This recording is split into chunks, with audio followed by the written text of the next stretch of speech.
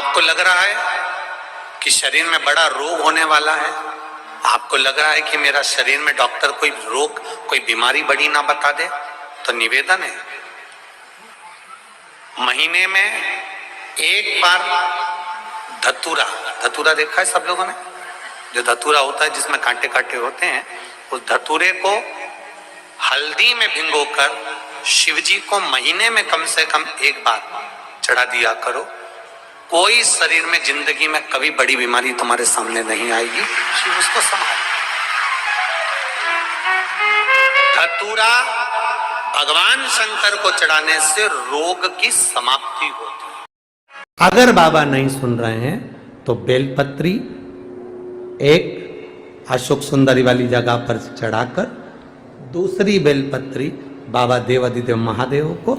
ये डंडी का मुख अशोक सुंदरी के यहाँ चढ़ाओ तो उत्तर की ओर, ये जो आप बेलपत्र चढ़ाओगे शिवलिंग के ऊपर, इसकी डंडी का मुख भी उत्तर की ओर, और तुम जब बैठो तो दक्षिण में बैठना। कहां पर बैठना?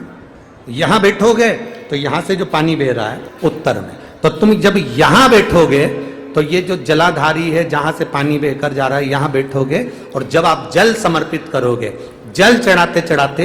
एक बार थोड़ा सा आगे बढ़कर जल की धार को अशोक सुंदरी तक लेकर जाना। ये लगभग तुम 2 या 3 महीना कर कर देखो, मेरा बाबा तुम्हारा हाथ जरूर पकड़ेगा, निश्चित है। बेल वृक्ष की जड़ की डाली की भी माला होती है जो फल वृद्धि के लिए काम आती है। फल वृद्धि से मतलब होता है जिस कन्या या वर का विवाह नहीं होता, 40 साल हो गए या 30 साल हो गए, या जब 28 के बाद में लड़का लड़की क्रॉस हो जाए कि 29 में, 30 में, 32 में, 34 में, 40 तक पहुंच गए और विवाह नहीं हो रहा है, तब बेलपत्री के जो पेड़ होता है, वृक्ष होता है, उस वृक्ष की जो डाली होती है, उस डाली के मनकों से जो माला बनती है, बाजार में भी मिल जाती है बेल की माला, उस माला को भगवान शंकर को समर्पित कर कर बेलपत्री के वृक्ष के नीचे बैठकर भगवान शंकर का पंचाक्षर मंत्र का जाप करना है। कौन सा मंत्र है? पंचाक्षर। पंचाक्षर मंत्र कल बताया था, नमः शिवाय। कौन सा मंत्र है? नमः शिवाय। षडाक्षर मंत्र है ओम नमः शिवाय। पंचाक्षर मंत्र का जाप करना। मान लो कोई ऐसा दुख आ ही गया कि वो कटने का नाम ही नहीं ले रहा, बहुत हार चुके हम जिंदगी से, वो कट ही नहीं रहा, थोड़ा ठीक होता फिर दुख आता, फिर ठीक होता फिर दुख आता, तो शिव और शक्ति का स्मरण करो। बेलपत्री के पेड़ के नीचे जब भी घी का दिया लगाने जाओ तो 2 बाती एक ही दिए के अंदर, एक चावल का दाना उसमें डालकर अपनी कामना कर कर फिर जलाओ। 3 कर भगवान पे चढ़ा हुआ जल जो बहकर जाता है उसको 3 जगह पर जरूर लगाना चाहिए। ध्यान से सुनिएगा। 9 ग्रह जो शरीर पर राहु, केतु, मंगल, बुध, शनि परेशान करते हैं, उसकी समाप्ति के लिए शिव पर चढ़ा हुआ जल नैनों पर, कंठ पर, मस्तिष्क पर, 3 जगह पर, जिसके प्रतिदिन शिव पर चढ़ा हुआ जल लगता है, उसको कभी 9 ग्रह परेशान नहीं कर सकते। शंकर की कृपा बरसती है, शंकर की करुणा बरसती है, उस जल का तेज। आपका कोई काम उलझ रहा है, आपका कोई काम ऐसा है जो बहुत दिन से उलझा हुआ है, चाहे वो कोर्ट कचहरी का हो, चाहे वो किसी से जुड़ा हुआ हो, और वो नहीं हो रहा, तो स्कंद पुराण कहती है, हमारे खंड में भी वर्णन है शिव महापुराण, कि किसी भी नवमी को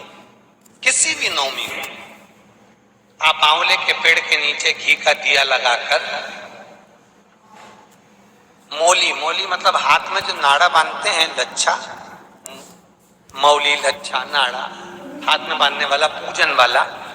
धागा लाल, घी का दिया लगाकर 5 परिक्रमा आंवले के वृक्ष की कर लीजिए और परिक्रमा कर कर धागे को वहीं पर छोड़कर थोड़ा सा धागा और अलग से लेकर किसी टहनी पर उसको कामना कर कर बांध दीजिए। महाराज 10वीं तिथि को, 9वीं को तो ये करोगे, 10वीं को वापिस जाकर आंवले के पेड़ के नीचे घी का दिया लगाइए और जो धागे की आपने टहनी पर जो धागा बांधा है उसको खोल कर ले आइए, अपने हाथ पर बांधकर उसी धागे को पहनकर अपने काम के लिए निकल जाइए, आपको सफलता प्राप्त हो जाएगी। स्कंद पुराण में आंवले के वृक्ष का बड़ा महत्व है महाराज। कि जैसे अष्टमी तिथि या नौमी तिथि किसी भी महीने की, चाहे शुक्ल पक्ष की हो चाहे कृष्ण पक्ष की हो, अष्टमी और नौमी तिथि ये 2 तिथियां ऐसी हैं, मान लो तुम्हारा पैसा तुमने किसी को दिया 5 लाख 4 लाख 3 लाख 10 लाख 8 लाख 2 लाख 50,000 25,000 20,000 40,000 और वो पैसा नहीं दे रहा आपको, आप हार गए कह के कर, फोन लगा लगा कर, भैया दे दे रहे, परेशानी है, दे दे रहे भैया, हम तो परेशान हो गए, और हार गए, नहीं मिल रहा, बहुत परेशान। तो महाराज किसी भी अष्टमी या नौमी तिथि के दिन आप मां जगतजननी जगदम्बा का शिव के साथ में, शिव शक्ति का स्मरण कर कर देवी के नाम की 9 आहुतियां,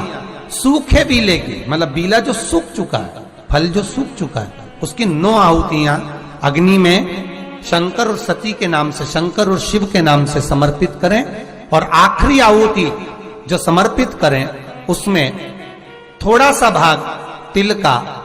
और तिल भी काली नहीं चढ़ती उसमें, श्वेत तिल का भाग उसके साथ लगाकर समर्पित करें और जिससे धन लेना है उसका नाम लेकर वो समर्पित करें महाराज, उसको सुध आएगी और वो पैसा किसी भी हाल में आपके हाथ में थमाकर जाएगा।